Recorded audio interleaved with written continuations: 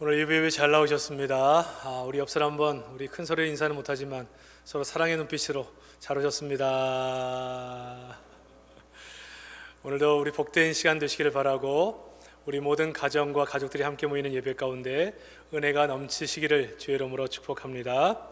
이 땅에 긍휼을 베풀어 주소서라는 제목으로 말씀 연애 나눕니다. 우리에게 소원이 있다면 하나님의 은혜의 사람이 되는 것, 하나님의 영광이 우리에게 임하는 사람이 되는 것, 그것이 우리의 꿈일 것입니다. 영광이라는 것은 본질을 반사한다는 의미를 가지고 있습니다. 아버지의 영광은 그 자식에게서 아버지의 좋은 면들이 드러날 때 영광이라고 말하고, 하나님께 영광이라는 말은, 하나님의 영광이라는 말은 하나님의 본질적 속성이 우리에게 드러날 때 그렇게 우리가 부르는 것입니다. 그런 의미에서 요셉은 하나님의 영광이 임하는 존재였죠. 그는 그의 지혜, 그의 말, 태도, 하나님의 지혜와 하나님의 성품을 늘 보여줬기 때문에 하나님의 영광이 임한 인생이었다, 이렇게 볼 수 있습니다. 억울한 일을 만나고 혼란스러운 삶의 위기를 만났을 때도 결코 흔들리지 않고 하나님의 속성을 가지고 그 하나님의 인내하심과 믿음을 바라보는 생각과 자세를 가지고 하나님 닮은 모습으로 이겨내는 것을 보게 됩니다. 이것을 하나님의 영광이라 그렇게 얘기합니다. 저는 이 어려운 때를 지난 우리 사랑하는 성도들, 그리고 덕천제일교회, 우리 대한민국이 하나님의 영광이 가득 임해서 이 어려울 때 하나님의 모습을 더 많이 보일 수 있는 복된 시기가 되시기를 주의 이름으로 축복합니다. 하나님이 우리와 함께 하시면 하나님의 영광이 드러날 뿐 아니라 어려울 때는 하나님이 우리와 동행하심으로 이 어려움이 도리어 우리에게 기회가 되어지고 전화위복이 되어지는 은혜가 있다는 것입니다. 요즘 우리에게는 하나님의 긍휼이 필요하죠. 세계의 문이 다 닫혔습니다. 오지도 못하게 하고 가지도 못하게 하고, 경제의 문도 꽁꽁 닫혔죠. 올림픽도 연기가 되었습니다. 전 세계가 셧다운된 그런 느낌을 가지고 있습니다. 이러한 시기에 정말 우리에게 소망은, 우리 인간적인 노력도 다 해야 되겠지만 하나님의 긍휼과 은혜가 필요해요. 어떻게 하면 하나님의 영광이 임하는 성도, 영광이 임하는 교회, 영광이 임하는 이 땅이 될 수 있을런지 오늘 말씀을 통해 몇 가지를 생각하면서 이 시대적 사명을 다하는 우리 성도들이 되시기를 주의 이름으로 축복합니다. 오늘 첫 번째 살펴볼 것은 하나님의 영광이 임하는 인생은 주의 은혜를 입은 인생이 되어야 한다, 그렇게 말합니다. 1절 말씀을 볼까요?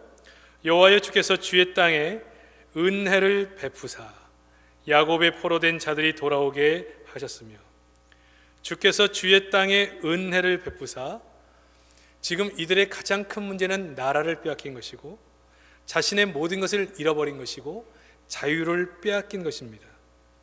근데 이 모든 회복이 어디서부터 오느냐? 하나님의 은혜로부터 온다, 이렇게 고백하고 있습니다. 은혜가 어디에 임하느냐? 하나님의 소유된 땅에 임하게 되는 것입니다. 사랑하는 성도 여러분, 우리가 은혜를 받으면 우리에게 매였던 것, 묶였던 것들이 풀리고 노임을 얻게 됩니다. 그 모든 권한이 사람의 손에 있지 아니하고 하나님의 손에 있습니다. 우리가 잘 알듯이 이스라엘 백성들은 자신들의 범죄, 하나님을 떠나고 하나님을 무시하고 하나님을 만홀히 여기고 그러한 범죄로 인하여서 수많은 경고에도 불구하고 계속 그 길을 경주한 바, 결국 전쟁을 통해 전쟁에 지게 되고 나라를 잃어버리게 되고 포로가 돼서 70년간 포로 생활을 하게 됩니다. 포로라는 게 뭘까요? 가진 것을 빼앗기는 것입니다. 자신의 삶을 묶는 것입니다. 자유를 빼앗기는 것입니다. 이 모든 속박, 이 모든 상실, 사실은 엄밀히 따지면 이스라엘 백성의 죄로부터 온 것이라고 볼 수가 있습니다. 죄는 하나님을 멀리 떠나는 것이고 하나님의 영광을 떠나게 만드는 것입니다. 여러분, 오늘 성경은 하나님의 영광이 임하는 인생은 은혜를 사모하는 인생, 은혜를 갈구하는 인생이다, 이렇게 얘기합니다. 여러분, 우리에게 은혜가 없으면요, 하나님으로부터 하나님을 보지도 못하고 깨달지도 못하고 하나님의 뜻대로 살 힘도 우리 가운데 없습니다. 사랑하는 성도 여러분, 이 시대 가운데 정말 하나님의 은혜를 사모하시기를 주의 이름으로 축복합니다. 은혜를 사모해서 하나님을 만나고 이 어려운 시기 동안에 혹여라도 내 자신이 돌아봐야 될 것이 뭐가 있는가, 우리 가정이 돌아봐야 될 것이 뭐가 있는가, 우리 교회는 이 시대적 사명을 다하고 있는가, 우리는 정말 하나님 맡기신 사명대로 살았는가 고민해보고 우리가 이 땅을 향한 우리의 사명을 잘 감당했는가를 생각해 볼 수 있는 시간을 가져야 돼요. 땅의 회복도 하나님의 은혜로부터 시작됩니다. 늘 우리의 마음은 하나님의 영광, 하나님을 어떻게 하면 드러낼 수 있을까? 다른 말로 표현하면 하나님이시라면, 주님이시라면 어떻게 하실까? 그것들을 생각해서 우리의 말과 행동을 조심해야 됩니다. 그런 관점에 생각해 볼 때 문제가 생긴다면 우리는 나의 허물과 부족함을 하나님께 회개하고 하나님의 은혜를 구해야 하는 것입니다. 여러분, 지금의 이 코로나19의 종식도 하나님의 은혜로 가능합니다. 수많은 사람들, 노력하지 않는 사람이 어디 있고 노력하지 않은 나라가 어디 있습니까? 그러나 정말 이거는 하나님의 은혜가 필요해요. 저는 여러분, 이 방역 당국의 지침을 잘 따라서 자신의 육체를 잘 보호하시기를 바랍니다. 그러나 우리 성도는 우리의 생명이 육체만 있지 아니하고 우리의 심령과 영혼의 있음을 잘 알아서 자신의 영혼을 잘 관리하셔야 돼요. 현장에 예배를 드리던 온라인 예배를 드리던 이 예배 시간에는 집중을 하고 다른 모든 것을 중단하고 오직 하나님만 집중하며 예배를 드리고 이 은혜가 아니면 살 수 없다는 심령을 가지고 하나님의 은혜를 붙잡아야 합니다. 하나님의 관계가 멀어지면 우리는 다 죽는 것입니다. 가장 소중한 것을 잃어버린 것입니다. 코로나 바이러스를 극복하고 신앙을 잃어버리면 우리는 모든 것을 잃어버린 사람이 되는 것입니다. 어려운 때일수록 더욱더 예배에 관심과 집중을 다하시길 바라고 우리 생명을 지키는 일에 아름다운 모습으로 감당해 나가시기를 바랍니다. 은혜를 사모하고 10시 기도에도 집중해서 하나님께 기도하며 한마음으로 기도하는 것이 필요해요. 그래야 하나님의 은혜 가운데 주를 바라볼 수가 있는 것입니다. 여러분, 이 어려운 때가 되면 많은 사람들은 평소에 생각하지 않은 것을 생각하는데 어떤 기사를 보니까 이탈리아 의사가 썼던 글 내용입니다. 무신론자 의사였는데요, 밀려드는 환자들 보면서 정말 정신없죠. 우리나라도 정신이 없는데 이 의료 체계가 더 잘 안 되어 있는 나라에서 갑자기 몰려든 모든 환자들 때문에 이 의사들이 정신이 없고 이 어떤 다른 한 나라 가운데는 이 의료진들이 한 5천 명가량 감염 사태가 일어나는 그런 불상사도 있습니다. 나는 불신자인데 이 의사의 고백입니다. 몰려드는 환자를 보고 죽음이 임박한 환자들을 보면서 그들에게 아무것도 해줄 수 없는 상황을 보면서 자신은 죽음에 대해서 생각을 하게 된다는 거죠. 근데 그 와중에 어느 한 목사님이 이 코로나 바이러스의 감염 때문에 들어왔다는 거예요. 근데 그분은 전혀 흔들림이 없는 거예요.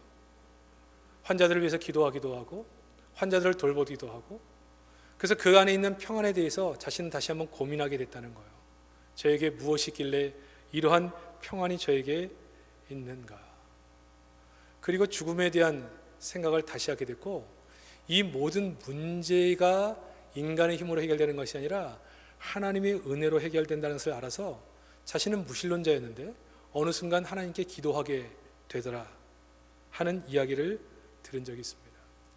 여러분, 이 위기 시기, 어려운 시기는 하나님을 알지 못하는 사람도 하나님을 찾는 시기가 됩니다. 아직 그렇게 하지 않고 있다는 것은 우리에게 그렇게 위기라는 의식을 가지고 있지 않기 때문에 그렇겠죠. 그만큼 이 대한민국이 여러 가지 면에서 선진국보다도 더 나은 면이 있는 것을 발견하게 되어집니다. 사랑하는 성도 여러분, 이때 정말 우리가 신경 써야 될 것은 정말 은혜를 사모하셔야 돼요. 정말 제가 가슴이 아픈 것은 우리 주일학교가 지금 개학이 계속 연기되면서 계속 모이지를 못해서 우리 어른들보다 믿음이 더 뿌리를 내리지 못한 주일학교 학생들의 영혼들 때문에 너무 고민이 많습니다. 우리 교육자들과 교사들이 수시로 연락을 하고 그들의 아이들을 또 케어하고 또 설교도 온라인으로 보내서 그들을 영적으로 관리하고 있지만, 우리 성도들, 우리 자신과 우리 자녀들이 믿음을 잃어버리지 않도록 늘 기도해 주시길 바라고, 은혜를 사모함으로 가정에서도 이 영적 관리를 잘 해주시기를 바랍니다. 그래서 이 어려운 때에 더욱 은혜를 사모함으로 특별히 주시는 하나님의 은혜 가운데 거하시는 복된 성도들이 다 되시기를 주의 이름으로 축복합니다. 두 번째는 하나님의 영광이 임하면 우리의 문제도 풀어주십니다. 오늘 4절 말씀 보니까 우리의 구원의 하나님이시여 우리를 돌이키시고 우리에게 향하신 주의 분노를 거두소서. 하나님의 분노가 창조 질서를 깨는 것으로부터 하나님 말씀에 순종하지 않은 것으로부터 왔다, 그렇게 말씀하고 있죠. 창조 질서가 깨어지는 것, 이것을 통해 그 대가를 인간이 받는 것은 우리가 수없이 보았습니다. 하나님의 영광을 위해 사람이 지음받았고 만물이 지음을 받았습니다. 근데 하나님의 영광을 위해 쓰임받지 못한 만물과 인간, 하나님은 그 만물에게 명령하셔서 길을 막으시죠. 우리 요나의 예를 들어서 잘 알고 있습니다. 이 해와 달과 물, 자연, 수많은 미생물과 바이러스까지도 인간의 삶과 이 자연의 생태계를 위해서 만들어진 것입니다. 하나님이 명령에 따라서 그들의 인생과 자연 생태계를 통해 움직이게 되어 있는 것이죠.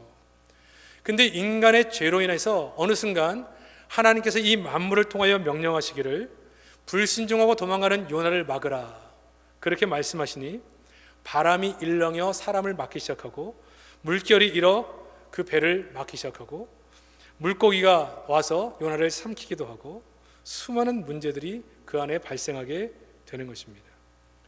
부는 바람, 일렁이는 물결, 수많은 움직임, 이 바이러스의 작은 움직임 하나하나 다 하나님의 손 안에 있는 것이라고 볼 수 있습니다. 여러분, 이런 모든 문제가 해결될 수 있는 유일한 방법이 뭐냐? 그건 하나님의 손 안에 있습니다. 하나님의 손. 그래서 우리가 제일 먼저 이 어려울 때 행해야 될 것이 뭐냐? 하나님을 찾아야 되는 거죠. 하나님을 만나야 됩니다. 하나님이 만물을 향하여서 말씀하시면 됩니다. 이제 그만 하시면 되는 거죠. 하나님의 말씀에 모든 만물은 순종합니다. 바람도 물결도 자연 모든 개도 그렇게 움직여 가는 거죠. 결국 이 문제도 하나님이 푸셔야 됩니다. 제가 여러분에게 말씀드린 것처럼 한 달 전에 2주가 고비라 했습니다. 2주 뒤에 다시 2주가 또 고비라 했습니다. 여러분, 2주 뒤에 개학이 될 것 같은가요? 안 될 것 같은가요? 여러분, 2주 뒤에도 저는 계속해서 위기라고 생각합니다. 제가 여러분에게 누누이 말씀드린 것처럼 이제는 체질을 변화시켜서 이러한 위기 가운데 살아가는 삶의 방식을 변해야 될 시기지, 이제는 이런 모든 위기가 단기간에 끝나는 문제가 아님을 우리가 꼭 알고 있어야 돼요. 그러므로 우리 성도는 이런 위기가 어떻게 극복될 것인가에 관심을 가져야 되지만, 더욱 관심을 가져야 되는 것은 이 위기의 근본 원인이 뭔가를 정확하게 찾고 이 원인을 더 분석해서 그것을 해결하는 쪽으로 우리 성도와 교회 방향은 가야 하는 것입니다. 왜 바이러스 문제가 이렇게 인간의 재앙이 됐을까요? 여러분, 사실 이 바이러스나 모든 것들은 인간을 돕기 위해서 만들어진 것들입니다. 그러나 어느 한순간 인간의 욕심과 죄로 인해서 이 바이러스의 문제들을 가지고 만드는 수많은 문제들이 결국 인간에게 이러한 고통을 가져다는 이유가 됐다는 것이죠. 이것이 실험실에서 세균을 만지다가 유출이 돼서 나왔던, 아니면 인간이 욕심 때문에 공해로 말미암아 나온 것이거든, 이 바이러스의 문제는 근본적으로 인간의 죄성으로 인해서 인간의 해를 끼치는 물질로 그렇게 우리에게 다가온 것이라고 볼 수 있습니다. 코로나19 끝나도요, 우리 인간의 이런 욕심과 죄가 해결되지 않는 한, 자연을 계속해서 파괴하고 생태계를 파괴해 가는 한, 저는 이거 멈추지 않는다고 생각합니다. 하나님이 미리 말씀하셨습니다. 계속 새로운 것들, 변종된 것이 나올 가능성이 높습니다. 여러분, 우리 교회와 성도들은 이 근본 문제가 뭔지를 정확히 알아서 하나님의 은혜를 구할 뿐 아니라 인간의 죄성에 대하여 하나님께 회개하고 정말 이러한 하나님이 만드신 창조 질서를 다시 회복하는 일에 관심을 가져야 됩니다. 여러분, 조주빈 사건도 마찬가지입니다. N번방, 여러분, 이 문제가 왜 나온 것이죠? 여러분, 특별히 이상한 사람 한두 명이 나와서 이런 문제를 만든 것입니까? 아니요. 근본적으로 인간의 죄성은 앞으로도 계속 이런 사람을 만들어낼 수 있습니다. 왜요? 돈이 되니까. 근데 여러분, 정말 교회와 성도들이 관심 가질 게 뭘까요? 정말 우리의 최고의 가치인 생명과 관련된 일에 관심을 가져야 됩니다. 여러분, 이 인터넷 상에서, 사이버 상에서 나타나는 수많은 문제에 대한 입법은 3년 전에도 있었습니다. 그러나 어떤 국회의원도 관심 갖지 않았습니다. 왜? 자신들의 이익과 별로 관련이 없기 때문에, 특별히 중요하게 생각하지 않은 문제이기 때문에. 왜 그래요? 생명의 문제가 그렇게 중요하지 않습니다. 그러나 여러분, 교회와 성도는 생명의 문제가 중요해요. 우리의 육체, 우리의 마음, 우리의 생명을 지키는 문제가 너무너무 중요한 문제입니다. 가끔씩 가슴이 아픈 것은 정말 성경의 중요한 가치적 문제들을 얘기하지 않고 교회의 이익과 관련될 때만 목소리를 내는 그런 현상은 참으로 어떤 한편으로 보면 부끄러운 모습입니다. 우리는 이 땅에 종속자, 이 나라가 진행되는 모든 과정에 따라가는 자들이 아니라 주체적인 자리에서 하나님의 창조지를 회복하고 하나님의 은혜 가운데 이 모든 사회를 선도해가는 자리에 있어야 되는 사람이라는 것이에요. 그러므로 우리는 늘 원인에 대해서 관심을 가져야 됩니다. 이 바이러스의 문제가 인간의 죄성과 욕심으로 인한 문제라고 한다면, 환경을 파괴하는 문제라고 한다면, 우리 성도부터 먼저 우리가 이 모든 상황, 우리 모든 환경 지켜가는 일에 먼저 애를 써야 됩니다. 우리의 자연을 지켜가는 일에도 힘을 쏟아야 되는 것입니다. N번방 사건도 마찬가지입니다. 우리 성도들이 이런 문제에 관심을 갖고 목소리를 내야 되는 것입니다. 한 여성을 상품화하고 한 여성을 괴롭힘으로 많은 사람들이 기쁨을 찾으려고 하고 그것으로 어떤 이익을 얻으려고 하는 이러한 것에 대하여 단호하게 대처해야 됩니다. 이런 문제에 우리는 청와대 청원을 넣어야 되는 것입니다. 절대로 이런 것이 일어나서는 안 되는 것입니다. 이러한 일 때문에 크리스찬들은 이런 것에 법안을 만들고 행정적인 일을 만드는 일에 힘을 써야 되는 것입니다. 정치적 이득이 있고 뭔가 생색을 내는 일이 아니라 우리 기독교와 교회가 힘을 쓰려면 이런 생명과 관련된 일에 마음을 모아서 이런 일들이 이루어질 수 있도록 힘을 써야 되는 것이에요. 우리가 아는듯이 영국의 윌버포스처럼 노예를 거래하는 것은 절대로 성경적이지 않고 생명의 문제로 볼 때 이것은 타당하지 않다. 여러분 아시는 것처럼 당시의 노예 무역은 수많은 기득권, 수많은 사람들, 수많은 현재의 지도층 인사들에게 수많은 이익을 가져다 주는 제도였습니다. 근데 이 문제를 나의 이익이냐 손해냐로 판단하지 않고 이게 정말 하나님이 만드신 창조 질서에 맞는 얘기냐, 사람을 노예로 팔고 죽이는 물건 취급하는 것이 창조 질서에 맞느냐 안 맞느냐, 이것으로 판단을 했습니다. 그래서 자기 정치 생명을 걸었죠. 노예무역 해방을 위해서 최선을 다하고 그가 이 땅을 떠나기 직전 이 법안을 통과시키게 됩니다. 근본 문제에 대한 관심을 갖지 않고 문제가 터지고 나서 이 문제를 막으려 하니 이렇게 힘이 드는 것입니다. 사랑하는 성도 여러분, 코로나 바이러스 문제도 단기간에 해결될 문제 절대 아닙니다. 장기적으로 우리가 대비를 해야 되고 생활화해야 될 문제입니다. 앞으로도 이런 문제가 계속 있어질 가능성이 높습니다.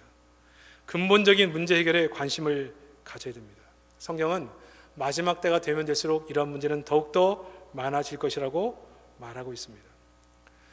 이 시기가 이런 문제가 왜 일어났는지를 기억하고 창조 질서에 위배된 모든 문제들에 대해서 우리 기독교적 가치를 정립하고 그런 문제와 운동을 하는 일에 앞장서야 되는 것입니다. 여러분, 우리 인생, 우리의 모든 문제 언제 해결된다고요? 하나님의 손 안에 있습니다. 하나님 명령하시면 됩니다. 우리가 해야 될 일은 뭐라고요? 하나님의 통치 아래서 우리가 이 시대 가운데 해야 될 사명들을 감당해 내는 것입니다. 오늘 성경은 하나님이 그 분노의 손길을 멈추실 때가 언제냐, 하나님의 은혜를 구하는 성도들의 기도가 하늘에 닿아서 하나님이 분노의 손길을 멈추시고 이 땅에 긍휼을 베푸시는 그때라고 말씀하고 있습니다. 이 시기를 누가 당길 수 있나요? 누가 당겨낼 수 있나요? 성도들밖에 없습니다. 사랑하는 성도 여러분, 하나님을 떠난 땅은 황폐해질 수밖에 없지만 우리가 하나님께 돌아가면 그 땅 가운데 하나님의 영광이 임하게 되는 것입니다. 이 원인에 대해서 우리가 생각하고 그 원인이 근본적으로 인간의 죄라면 우리는 그 죄를 끌어안고 기도하며 하나님의 긍휼을 구해야 됩니다. 기도하는 시간마다, 예배 때마다 하나님, 이 땅을 긍휼히 여겨 주옵소서, 이 땅을 살려 주옵소서, 그렇게 기도하셔서 속히 이 코로나19가 종식되어지고 다시 한번 하나님의 영광이 이 땅 가운데 가득할 수 있도록 기도해 주시기를 주의 이름으로 부탁합니다. 세 번째는 하나님의 영광이 머물면 화평의 사람이 됩니다. 제가 오늘 읽지 않았지만 8절 말씀 보면 내가 하나님 여호와께서 하실 말씀을 들을지니 무릇 그의 백성 그의 성도에게 화평을 말씀하실 것이라. 하나님의 은혜가 임하면요, 하나님의 영광이 임하면 평화의 사람이 됩니다. 화평의 사람이 됩니다. 분노의 사람, 분열의 사람, 트러블 메이커가 아니라 어딜 가든지 화평을 만들어내는 사람이 된다는 거예요. 은혜가 임하면 가정의 화평이 임합니다. 사회의 화평이 임합니다. 지난주에도 말씀드렸지만 제가 지금 제일 가슴 아픈 것은 개신교에 대한 사회적 인식입니다. 일부 언론의 문제가 물론 있습니다. 가장 선제적으로 방역당국의 지침을 따라서 솔선수범했고 더 나아가 이 사회의 아픔과 함께했던 교회, 모이지 않는 동안 어떤 교회는 마스크를 제작하여 이 사회에 나누기도 했고 방역당국의 수고에 감사하며 지원하기도 했고 많은 성금을 모아 보내기도 했지만 이 많은 선행들은 한 줄의 기사도 잘 나오지 아니하고 몇몇 교회의 잘못된 그런 모습들을 소수의 문제가 마치 전체 기독교의 문제인 것처럼 보도되는 것은 안타까운 문제입니다. 그러나 이런 문제조차도 우리 성도들은 이것이 우리가 더욱더 본질적 사명을 다하지 못했던 책임이라 생각을 가지고 회개하고 기도하면서 더욱더 우리가 생명을 살리는 본질적 책임을 다하는 계기로 삼는 것이 필요합니다. 어떤 경우라도 성도는 하나님의 영광이 임하는 평화의 사도로 쓰임 받으셔야 됩니다. 저는 우리 성도들이 해야 될 운동이 뭐냐? 요즘 사회에서 일고 있는 After you, 당신 먼저. 지난주에도 말씀드렸죠.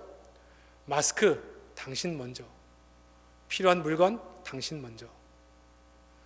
여러분, 저희가 해야 될 운동들이 바로 이러한 것이라고 생각합니다. 이 땅이 하나님의 머무는 곳이 되기를 위해서 우리 성도들은 지금 이 위기 땅에 갈등과 분열로 찢겨진 우리 민족의 가슴 속에 평화의 사도로, 화평의 사도로 쓰임 받으셔야 돼요. 사랑하는 성도 여러분, 이 땅에 누군가를 미워하고 누군가를 공격하고 누군가를 무너뜨리는 일에 쓰임받지 않기를 바랍니다. 위기 때는 원수라도 힘을 합쳐서 그 문제를 극복해야 되는 것입니다. 그럼에도 불구하고 이 위기의 때를 돈 버는 기회로, 자신의 정책 입장을 대변하는 기회로 이렇게 삼아서는 안 됩니다. 이것은 크리스찬 정신이 아닙니다. 이때는 누구라도 마음을 같이 모아서 이 위기를 극복하기 위해서 좋은 일 들으면 힘이 나고 위로가 되고 정말 우리가 힘을 모아 이 국난을 극복할 수 있다는 사실을 기억하고 일어날 수 있는 소식들을 전하고 함께 힘을 모아야 할 때인 것입니다. 이 북구는 부산에서도 모험적으로 이 모든 과정들을 해나가고 있습니다. 여러분들이 소식을 잘 듣지 못하기 때문에 잘 모르시지만 저희 북구에 있는 많은 교회들은 북구 기독교 연합회를 중심으로 해서 방역당국과 이 관공서와 같이 협력 관계를 통해 모든 문제를 풀어가고 있습니다. 우리는 선제로 교회를 폐쇄하면서 우리가 이 교회들이 먼저 이 사회의 모범으로 우리가 국가적으로 모든 일을 하지 않아도 선제적으로 우리는 교회를 폐쇄하고 우리 이 방역당국을 위해서 도울 일이 뭐가 있는가를 물었고 방역당국에서 보건소를 돕는 것을 제안했고 우리는 그 보건소를 북구에 있는 교회들이 모아서 그들을 섬기는 일, 여러분이 아시는 것처럼 그들의 도시락, 식사할 시간이 없는 그들에게 도시락을 제공하는 일들을 해왔습니다. 너무너무 이 구가 교회에 감사해서 저희들이 물었습니다. 우리는 교회를 위해서 뭘 해드릴까요? 그러면 작은 교회와 어려운 교회들을 위해서 방역 작업을 해주세요. 그래서 연락만 하면 방역 작업을 각 교회에 해주고 있습니다. 지금 어려운 시에 구에서 자금을 만들어서 어려운 사람들에게 지원하기 위해서 교회가 도와줘야 될 일이 있다고 해서 적극적으로 모든 교회가 함께 돕고 있습니다. 이 운동은 우리 부산 전체에서도 하고 있습니다.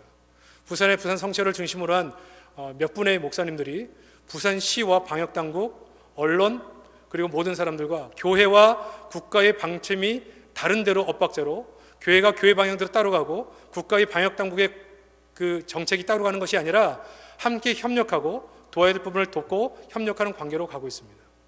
우리가 이 예배하는 문제들도 마찬가지입니다. 우리가 일방적으로 진행하는 것이 아닙니다. 우리가 이렇게 예배를 진행하는 것에 대해서 이미 조율을 했습니다. 서로 감사한 모습으로 이 어려움을 극복해 가는 것입니다. 우리의 이러한 천재적인 노력과 애씀을 통해 그분들도 감사한 마음이 있고 우리는 그분들이 수고하는 모든 것에 감사한 마음이 있습니다. 그래서 우리는 제가 지난주에도 말씀드린 것처럼 그런 분들을 볼 때마다 수고하고 애쓴다고 우리가 격려해야 되고 우리 교회가 도울 일이 있으면 도와야 될 것이죠. After you, 당신 먼저.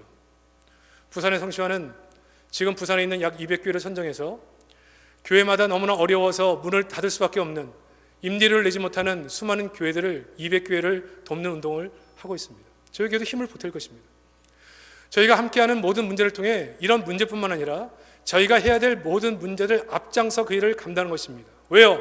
우리는 분열을 일으키는 사람들이 아니고 우리는 우리의 욕심을 차리는 단체가 아니고 우리는 언제나 하나님의 영광을 위해서 이 사회와 함께하고 그들과 함께 어려움을 극복하며 그들이 어려울 때 함께 그 자리를 지키는 자이기 때문에 그렇습니다.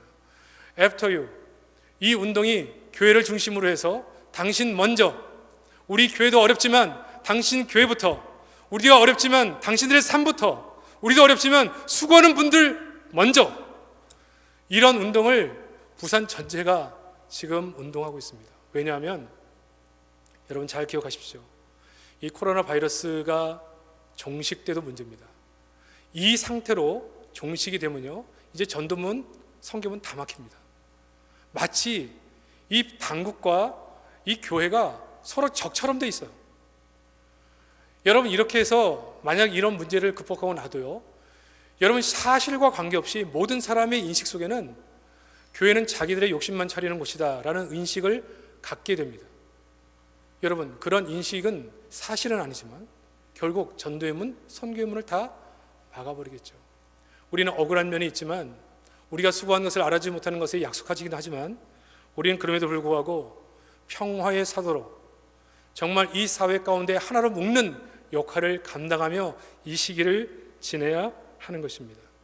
하나님의 영광이 임한 교회, 성도는 언제나 선제적으로 앞장서서 사회의 방침을 따라가는 정도가 아니라 선도해서 그들과 함께 이 고난을 함께 느끼고 아파하면서 그 문제를 극복해나가는데 앞장서 가는 것입니다. 토마스 아킨퍼스는 그리스도를 본받으라는 책에서 그리스도는 그 그리스도인이란 평화로운 자이며 평화를 만드는 자라고 말했고, 브로아더스는 세상에서 화평케 하는 일보다 더 하나님을 닮는 일은 없다고 말했습니다. 성 프란시스는 주여 나를 평화의 사도로 써달라고 그렇게 기도했죠. 미움이 있는 곳에 사랑을, 상처가 있는 곳에 용서를, 분열에 있는 곳에 일치를, 의욕이 있는 곳에 믿음을 심게 하소서. 수많은 사람들이 가짜뉴스 만들어서 서로의 정치적 이득을 위하여 서로 소식을 전하고 사람들의 마음을 모으는 그 시기에 성도가 해야 될 것이 뭘까요?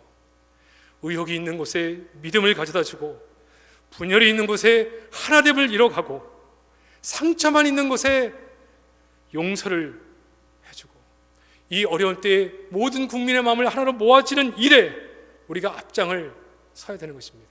After you, 당신 먼저, 교회가 먼저가 아니라 우리 이웃부터, 더 어려운 교회를 먼저, 우리 이웃은 먼저, 그렇게 이 운동을 우리가 펼쳐가고 우리가 함께 만나든 못 만나든 어디 있든지 간에 다른 사람을 먼저 배려하는 모습으로 이 땅을 살아가게 됐을 때 여러분 우리는 꼭 들어야 됩니다. 이 어려운 때를 이 교회가 함께 했다는 얘기를 들어야 되는 것이에요. 이것이 앞으로 이 대한민국에 있는 모든 교회가 앞으로 어떻게 될 것인가를 보여주는 중요한 과제라고 생각합니다. 사랑하는 성도 여러분, 저희 성도 참 어렵죠. 경제로도 어렵고 함께 은혜 받았는데 잘 모이지도 못하고 너무나 어려운 때인 줄을 압니다.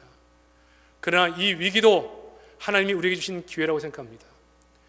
교회의 정체성이 뭔지, 성도의 정체성이 뭔지, 저희는 대한민국에서 가장 모험적으로 관과 방역당국과 교회가 협력해서 문제를 극복한 도시로 만들 것이고, 우리 북구가 그런 면에서 가장 모범적인 그런 구가 될 것이고, 그래서 여러분 지난주에도 보셨지만 방역당국에 나오신 분들이 절대로 서로 무례한 자세로 서로 대하지 않고 서로 감사한 모습으로 그렇게 서로 협력하는 그런 모습이 우리 가운데 있었습니다.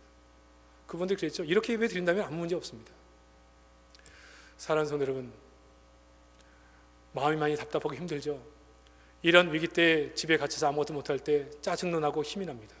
왜 우리가 은혜를 사모해야 되느냐? 우리 마음을 우리가 다룰 수가 없어요. 은혜를 사모함으로 하늘로부터 주시는 은혜 가운데 잠겨야 되고, 그 은혜로 말미암아 수많은 사람들은 분열을 일으키고 상처를 주고 수많은 의욕을 일으키는 일에 쓰임받고 있지만, 이런 일에 우리가 성 프란시스코의 기도처럼 평화의 사도로 분열이 있는 곳에 일치를, 의욕이 있는 곳에 믿음을 주는, 절망이 있는 곳에 희망을 주는, 어둠이 있는 곳에 광명을 주는 그런 사명을 감당하려면 우리가 은혜 받아야 되고, 그래서 은혜 받은 다음에 이 운동을 펼쳐 나가는 것입니다. 앞으로 이 사회가 아름다운 모습으로 회복될 때까지 저희 교회와 성도들은 이 길을 함께 걸어가는 은혜가 있기를 바랍니다. 우리가 만나지 못하는 한 주간에도 직장에서든 어디서든지 늘 이러한 자리에서 사람들을 회복시키고 공동체를 회복시키는 일에 아름답게 쓰임 받으시기를 주의 이름으로 축복합니다. 이렇게 살 때 하나님이 우리에게 가장 좋은 것으로 회복을 시켜주십니다. 12절 말씀 보니까 여호와께서 좋은 것을 주시리니 우리 땅이 그 산물을 내리로다. 요즘 뉴스를 보면 한때는 강대국이었지만 영광이 사라진 나라들, 힘을 잃어가는 나라들을 봅니다. 근데 여러분, 하나님의 은혜가 회복되고 영광이 임하게 되면 그 땅이 회복되죠. 우리의 모든 것이 이 시기는 위기입니다. 그럼에도 불구하고 희망을 볼 때도 있어요. 그래서 여러분, 이 시기에는 정말 우리가 마음을 모아 하나님의 은혜를 구하고 기도해야 될 때인 것입니다. 여러분, 이 강대국들이 유럽과 미국, 작은 바이러스 하나 문제를 풀지 못해서 굉장히 당황해하는 모습들을 봅니다. 다가온 위기를 심리적으로 이기지 못하고 책임을 아시아인에게 전가하고 묻지마 폭력을 일으키기도 하죠. 여러분, 왜 이런 모습이 일어난다고요? 자기 안에서의 이러한 무거운 모습과 현실들 자체를 누군가에게 책임을 전감으로 그것을 피하려고 하는 거거든요. 이건 약자들이 하는 모습입니다. 책임 전가, 가장 약한 자.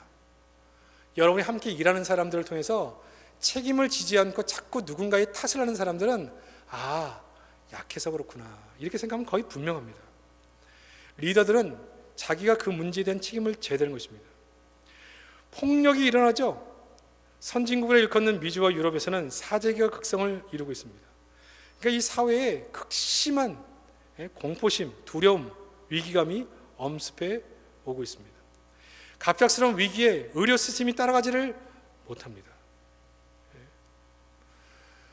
그래서 많은 사람들이 처음에는 이 대한민국의 이 코로나 바이러스가 퍼질 때 우리나라를 불쌍한 나라로 모든 문을 막았던 나라들이 100여국이 넘는 나라들이 지금 손을 내밀고 있잖아요.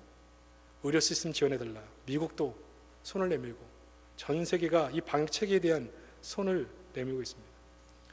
저는 이 위기 시에 대한민국을 볼 때마다 감사한 게 몇 가지가 있어요. 정말 전 세계 어디 내놔도 떨어지지 않는 방역 체계. 두 번째는 사재기를 하지 않아도 되는 유통 시스템. 여러분, 사재기 할 필요성이 있나요? 우리는 언제든지 나가도 살 것이 있습니다. 편의점들 잘 돼 있죠? 작은 마트, 대형마트 다 있습니다.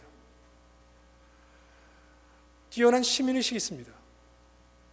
대한민국의 교육 수준이 높다는 것도 있지만 수많은 위기를 함께 극복해내면서 이 위기 시에는 먼저 다른 사람을 생각하고 서로 기부하고 서로 보듬어주면서 문제를 이겨내려는 사람들이 있습니다.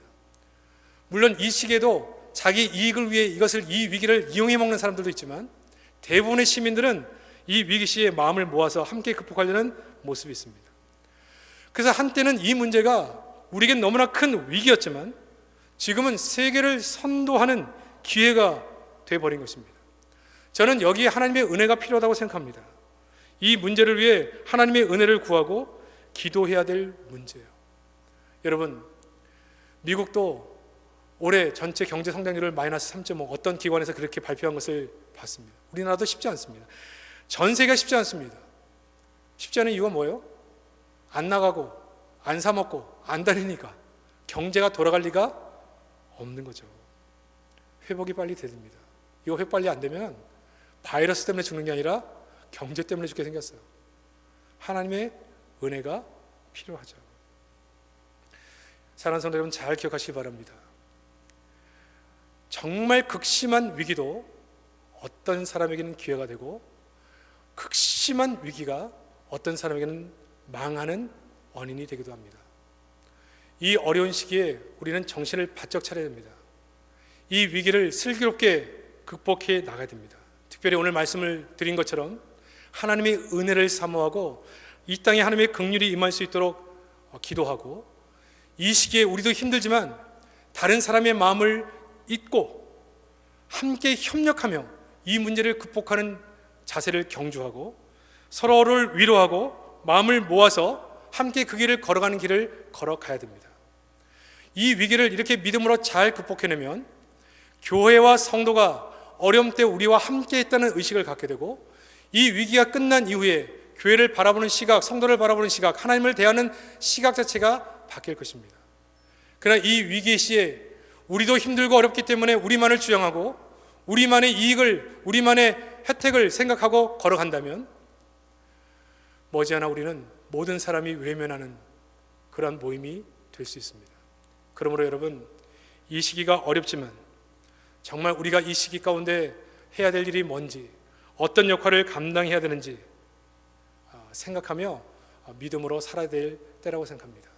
제일 먼저 은혜를 붙잡고 하나님 붙잡고 기도하는 시간에 하나님 붙잡고 집중함으로 은혜를 잃어버리지 않고, 이 시기 가운데 정말 after you, 다른 사람을 먼저 배려하고 섬기며 살아가는 자세를 향해 걸어가서 2주 뒤에는 끝날 것 같은 이 위기가 끝나지 않다 하더라도 우리의 삶을 이렇게 끌어가서 원조받던 나라가 최초로 원조했던 나라가 된 것처럼 위기 극복의 상징이 되고 전 세계 회복의 아이콘이 돼서 전 세계 우리 대한민국의 민족이 모델이 되는 그런 날이 올 수 있도록 우리 모든 성도와 또 교회와 이 나라 모든 사람들이 한마음이 돼서 이 어려움을 같이 극복하는 복된 성도들이 되시기를 주의 이름으로 축복합니다.